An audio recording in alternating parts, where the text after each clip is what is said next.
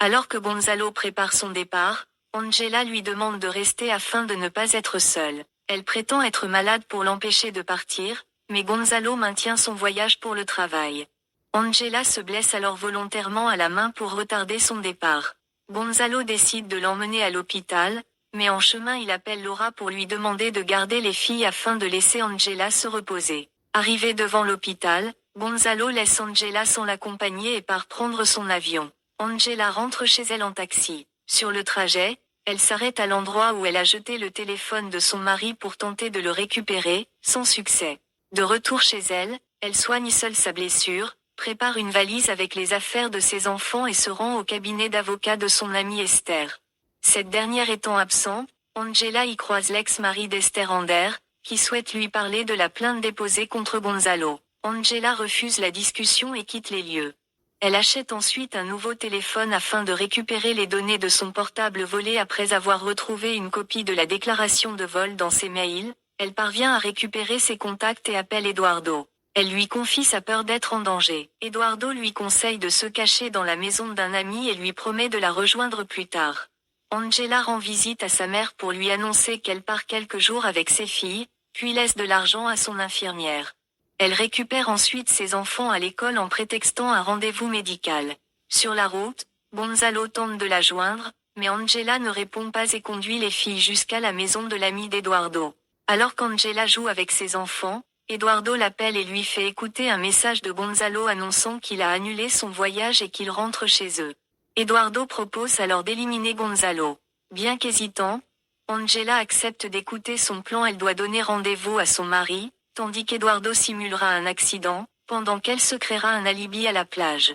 Eduardo promet de l'appeler une fois le plan exécuté.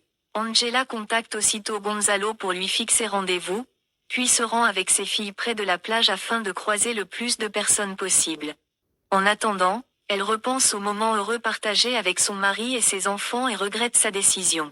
Elle appelle Eduardo pour lui demander d'abandonner le plan, mais celui-ci lui répond que Gonzalo se doute de quelque chose et ne s'est pas présenté au rendez-vous. Il lui demande de le rejoindre immédiatement à la maison de son ami. Arrivée à la villa, Angela ne trouve pas Eduardo. En l'appelant, elle entend son téléphone sonner à l'étage. Elle cache alors ses filles dans la voiture, prend un harpon dans le coffre et entre seule dans la maison. Elle découvre le téléphone d'Eduardo sur le balcon et aperçoit son corps dans le jardin. En état de panique, elle tente de repartir, mais Gonzalo surgit de la maison. Angela le menace avec le harpon et l'accuse d'être impliqué dans la mort d'Eduardo et de Nekane. Gonzalo nie toute implication et affirme ne pas connaître Eduardo. La police arrive, les filles se réfugient dans les bras de leur père et, sous le choc, Angela déclenche involontairement le harpon. Elle est arrêtée et conduite au commissariat. Lors de son interrogatoire, Angela explique avoir voulu se défendre après avoir été avertie par Eduardo d'un contrat lancé contre elle par Gonzalo, qu'elle accuse aussi d'être lié à la disparition de Nekane. Elle refuse toutefois de confirmer les violences de son mari. L'enquête révèle qu'aucune trace d'Eduardo n'existe, son corps n'a pas été retrouvé, son numéro ne fonctionne pas, la propriétaire de la maison nie le connaître et les images de vidéosurveillance ne montrent aucune présence de cet homme. Gonzalo affirme de son côté que le comportement d'Angela est inquiétant, évoquant un possible trouble hérité de sa mère. Un agent annonce ensuite avoir retrouvé une trace d'Eduardo. Angela croise Esther et son ex-mari au commissariat, qui lui promettent de la défendre. Le commissaire lui révèle enfin que le récit d'Angela correspond exactement à celui d'un roman écrit par Eduardo Sival, retrouvé dans la bibliothèque d'Angela. Angela a-t-elle réellement tout inventé concernant sa rencontre avec Eduardo ?